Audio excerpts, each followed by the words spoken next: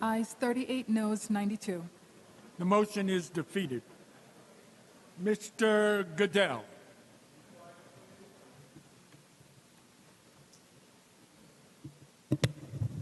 Thank you, Mr. Speaker. Would the sponsor yield? Mr. Farrell, will you yield? Yes, I will. Mr. Farrell yields. Thank you, Mr. Farrell. I see that in Part AA of this bill, there's a special program that we're asking NYSERDA to develop for zero-emission vehicles. And zero-emission vehicles are defined as those who have four wheels. So I guess we're excluding motorcycles or three-wheeled vehicles. And it requires that they be powered by an electric motor that's either a hydrogen cell or battery. So my question is this, and maybe I should just give it as an example. I have a friend that has a Prius. It's got a battery. Takes great pride in the fact that his Prius emits no emissions. Yeah. But he charges it up from power that comes from a coal-burning plant in western New York. The plant is in Pennsylvania, but it powers western New York. That's one of the dirtiest coal-burning plants in the entire state, in the entire nation. So my question is, why are we giving a bonus to people who buy electric cars that are powered by filthy, smoke-belching, polluting electric coal-generating plants? I got into trouble when I joked with you the last time, so I'm not going to do that. I will let that go. And just go right to the thing. I think I think what is decided is that the cars and the amount of damage that cars do into the air versus what that, as bad as that one plant may be, maybe they counted all the cars that are driving and said there is more bad air coming from the automobiles than is coming through from the plant. And so this is why we will allow, because they're allowing them and they're giving them money to drive cars that are electric. Well, Now, not all of them go that way. Some of them are batteries, and they charge those differently. And those don't have to take it from there. They can take it from other things. Well, wouldn't it make sense that we give this zero-emission benefit only to battery-powered cars that are recharged with zero-emission electrical sources like solar cells or windmills or hydropower? Maybe when we get further, but saying what I said earlier, there is still a savings just as it is with that plant. In the time we're doing this and more people are buying, that plant may close. And those in the different states, they may have a way of getting them out of there, because I don't think anybody wants those plants that are doing all the things you say that plant does. And so it still would be advantage to have cars that are electric. That particular plant, by the way, is in Homer City, Pennsylvania, and that is downwind and at the same latitude as New York City. Oh, thank you. You just made I got to call my wife and tell her to close the window. And so my colleague, I would recommend that anyway. My colleague, who's very proud of his Prius, Yeah. I poke him a little bit because my car does not produce any mercury, and his car is powered by coal that produces What's your mercury, car? and mine's an older gas-powered vehicle. So, see, you should sell that and buy a new car that doesn't give you as much bad air. Well, I'm concerned about one other aspect. Most of these batteries, as you know, are made out of lithium, Yes. which is a rare earth, Yeah. which is mined in primarily China. And it's my understanding there's a substantial amount of environmental issues related to the mining of that lithium. This bill seems to promote the consumption of a product that has serious environmental ramifications. Is that addressed in any way with this bill? No, I don't think so. But somebody said cell phones also give you the same problem. I'm not sure my old BlackBerry suffers from the same problem, but you might be right. Thank you very much, Mr. Farrell. Thank you, Mr. Speaker. Thank you, Mr. Goodell. Mr. Saladino. Mr. Speaker, would the sponsor yield for a few brief questions? Yes, I will, Mr. Mr. Speaker. Farrell yields. Yes, I will. Thank you, Denny, and I applaud your endurance, and the day is still young. Yes, About thank you. 6 weeks ago, the governor held a press conference and released a paper on positions, and the press conference was down in Stony Brook, Long Island, which I attended with some of my colleagues. And what he announced is the formation of a commission called the Water Quality Rapid Response Team. And that was formed to deal with the cleanup of the Grumman Navy contamination, our groundwater in Bethpage, Long Island, contamination of the potable water in Hoosick Falls, and issues elsewhere around the state that contaminate and threaten our lives, our health, our safety.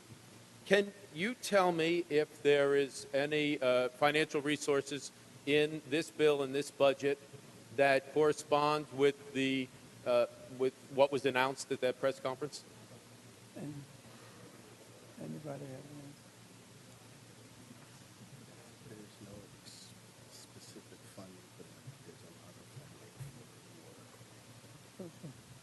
There's no money there for specifically what you mentioned, but there's a lot of money out there and that was created for things like that. But So- it didn't have its name on it.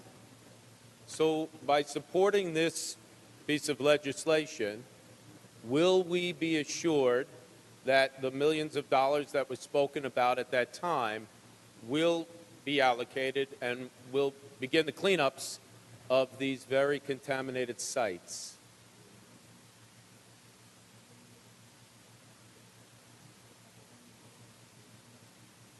Yeah.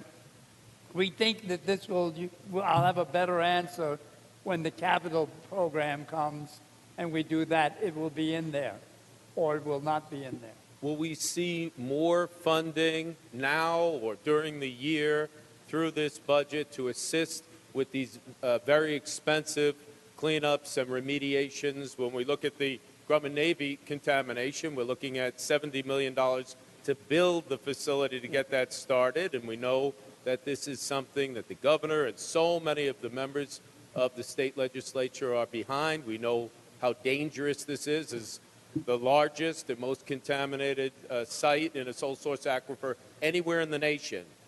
Can we count on some of the money needed to get this process started so we can finally deliver relief to the residents and to the future generations who will be drinking that water? I know something will be done. I think we may even get some of it and know about it later when we get the other bill. But if the governor made a commitment, I think he'll keep it. And final question, the water districts on Long Island have been asking for the resources so they can appropriately test the water, so we can assure our residents, their children, their great-grandchildren, that we will clean up our water and that they're not creating situations as we've seen in Flint, Michigan.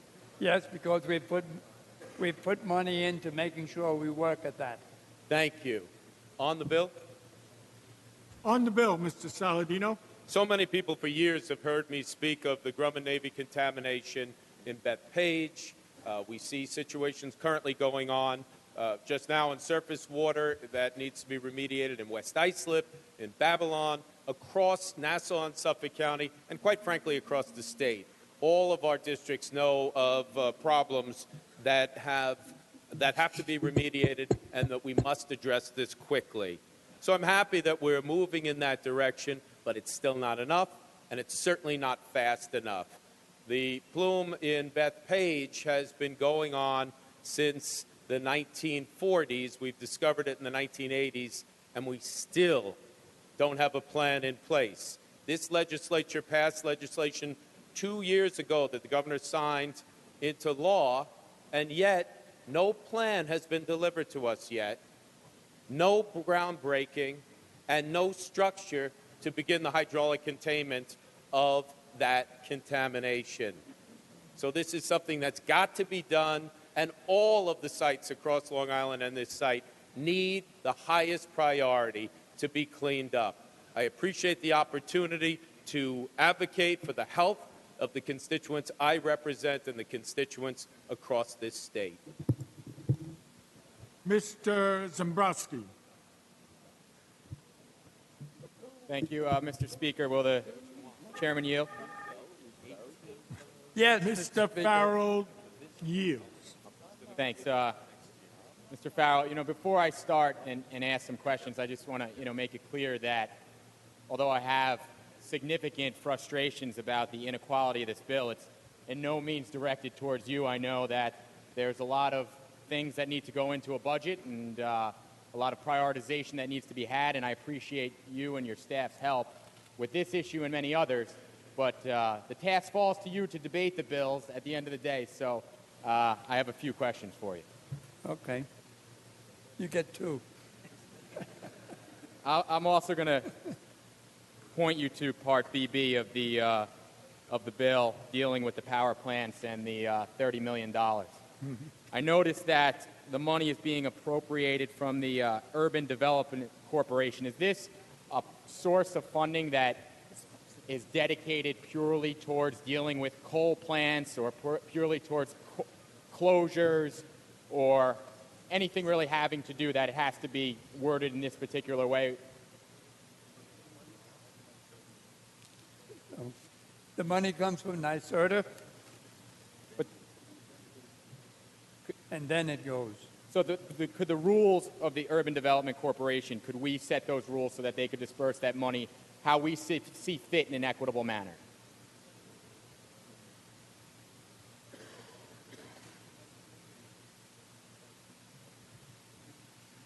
Yeah. The present thing that we're doing, the law presently allows that and does it. Okay. So the law And that wasn't English, but it was close. So I noticed that there's a couple criteria, two main ones. So a plant or a community, in order to be eligible for this money, would had to have had a plant that closed on or after June 25th, 2015. So my question is, in essence, by that language, it's not just plants that are going to close after today, but a plant that could have closed within the past, say, 10 months, 10 months or so, and could already be closed, I guess is my question. Yes? And the second major criteria is that that plant would have had to lose 20% of its value in order to be eligible for the money.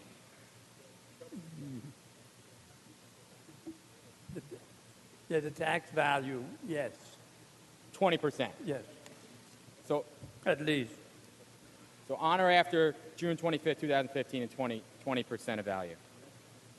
All right, on the bill, Mr. Speaker. Thank you, Denny. Oh, thank you. On the bill, Mr. Zambrowski. Mr. Speaker, this legislation and this part of this bill seeks to remedy what many, or at least some other communities have had to deal with. That's the fact that the state sets energy policy, and that energy policy may affect a given power plant, their value, and or their ability to operate. And it could be for any number of reasons. And then based upon that value of the power plant and their ability to operate, a community, and many of these communities that have power plants in them are particularly vulnerable to fluctuations in tax based upon that plant. And what I mean by that is these plants generally pay a lot of taxes. So if you take these plants offline or reduce their value significantly, those taxes have to be made up by the rest of the tax base. And in some cases, depending upon what happens, the plants challenge their taxes and communities are subject to having to pay back refunds. So what we're doing here is we're essentially saying we have some plants in some parts of the state that are probably going to have to close because of energy policies of the state that are dealing with coal. Doesn't say coal per se, but it seems like by the language in the bill, we're going to limit this program to a couple areas that have had to close coal plants. And what we're going to do by doing that is completely ignore some other communities that may have had the same, if not more.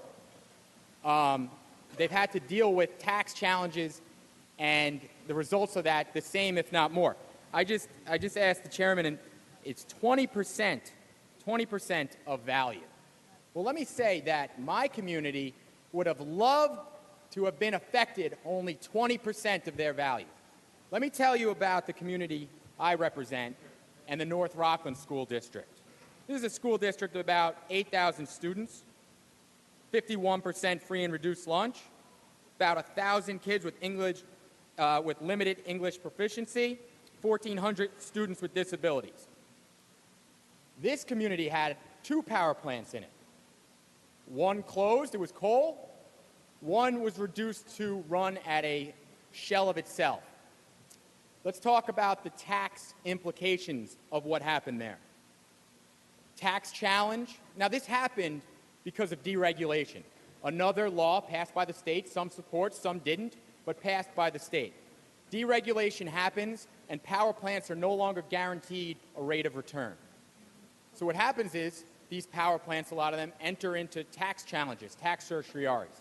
These power plants entered into them itself. In this North Rockland School District, one closed, one doesn't. A judge ordered this school district to pay back $224 million in a refund to the company. $224 million. I'd love to hear from any of my colleagues if they have a similar situation. We'll work together, but in my research, I don't think anyone has taken that, has had that big of a hit. The school district paid $30 million somehow and bonded out $190 million. The school district now has to pay $11.5 million a year just to this refund. Since this was paid, the school district has paid out $104 million. That's $104 million not going to those 1,400 kids with disabilities, not going to those 1,000 kids with limited English proficiency, not going to those kids with 51% of free and reduced lunch, not going to any of the 8,000 schools. $100 million directly to the company. And $11.5 million going forward for another 20 or so years. Let's talk about the amount of money they lost in tax revenue. Remind you, I said 20% in order to be eligible under this legislation. At a high, the power plants paid $46 million to the school district. They now pay $1.8. That's a 95% reduction. 20% for this legislation, 95% seen by this school district. Yet, we're going to pass a bill, and we wrote the language only June 25th, 2015 and later. What am I supposed to do? What am I supposed to say to my constituents that are probably watching this? Your problems are just being ignored by the state? I mean, I can't tell you how many times we've had meetings and discussions, and I truly appreciate various members of both branches in the governor's office taking a look at this issue. But the fact of the matter is, we have yet to find a solution, and now that we have a pot of money to help out communities dealing with these type of challenges, we're going to exclude some. Why would we craft a policy that would say, well, even though a lot of people deal with this type of problem, we're only going to let certain communities apply for this type of funding? It's just completely unfair. Let's go back to what some of my constituents have had to deal with. Because let's say, well, has the school district tried to right-size itself? within our context. Remember, they have to operate under our laws. They're not just a business. They're not allowed to just, cut where they see fit. They have to operate under our laws. Staff cuts, 351, 26% of their staff have been cut. They've reorganized and closed 2 buildings. They've done all the little things around the edges, health insurance, shared bus routes with other districts. Let's talk about their levy. Their overall levy in the 2006-2007 school year was $142 million. Their levy last year, $139 million. So in close to 10 years, this district has a lower levy now than they did 10 years ago. I ask my colleagues, I ask Mr. Speaker, I ask anybody listening, frankly, what is this school district supposed to do? What I'm asking for, what I've asked for, is equity. I've asked for fairness. I've asked that when we have communities, as colleagues, that we look at each other's problems and attempt to craft language and craft policies that includes everybody. Not looking for a whole pot of money, not even trying to establish a pot of money when we're all, when we have limited resources. I'm asking for equity and an ability to access a pot of money for what, frankly, I think is an obvious need, an obvious problem that when folks come up from the school districts and parents, everybody scratches their head because they say, how could we get to this level?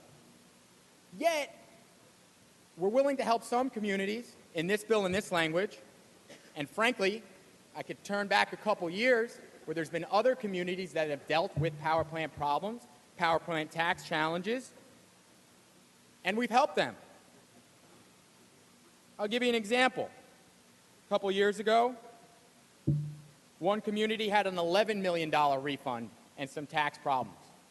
I sympathize. I sympathize with those that are going to go through this, and I sympathize with that. $11 million refund. $224 million refund for North Rockland. $11 million for this community. State, over 2 years, appropriated $8 million. It's about 73% of the refund. Happy to do it. Happy to support that. I don't want people to go through what this community has had to go to. Haven't gotten that type of help here.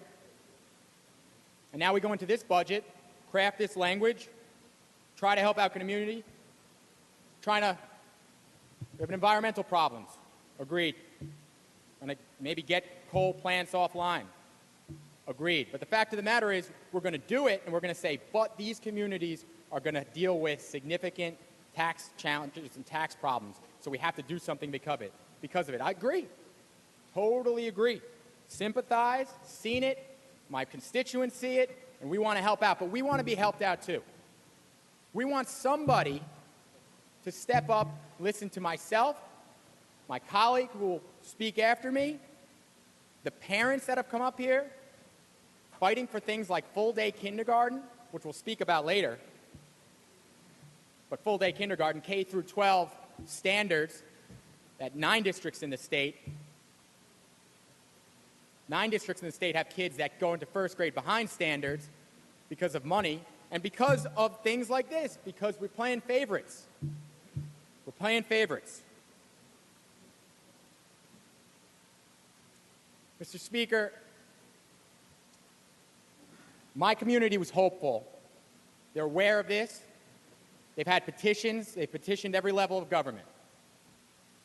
They count on us as their elected representatives to recognize their problems, I think to craft a budget in a fair and equitable way. And I'm sorry to say, Mr. Speaker, that did not happen with this bill. You know, there's good things in this budget, and I would not disparage anybody's work from members to staff to administration on this budget. But I cannot vote yes on this bill knowing that my community is treated inequitably. I talked to folks, talked about maybe post-budget, and I'm happy to continue having those conversations. And for my constituents that are listening at home, perhaps there's still hope. Perhaps we can craft a policy post-budget that will help out with this problem. And I take everybody at their word who, as I scrambled around the halls today, gave me that assurance. But that will not change the fact, Mr. Speaker, that I will be voting no on this bill because it's inequitable, it's unfair, and frankly, it does not consider the people in the state of New York that have had a very similar problem equitably. That's unacceptable.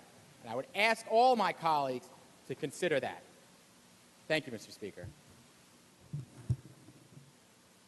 Mr. Palamisano. Mr. Speaker, Mr. Farrell yield for a couple questions. Mr. Farrell, will you yield? Yes, Mr. Speaker. Mr. Farrell yields. Thank you, Denny. Just real quick, it's my understanding in this particular budget, the DOT statewide capital plan, the MTA capital plan, any funding for CHIPS or Pave New York or Bridge New York, they're not in this bill. Is that correct? That's right. That might be held in the capital bill that we'll see Yeah. later. I do have one question, though, regarding the dedicated highway and bridge trust fund. It appears that they're consolidating some funds and adding some different funding sources into the dedicated highway bridge trust fund. Can you tell me what that is and how much is going in and how much is going out and from that? Because I guess it says some money's going in and then some money's going out. Do you have any information on that?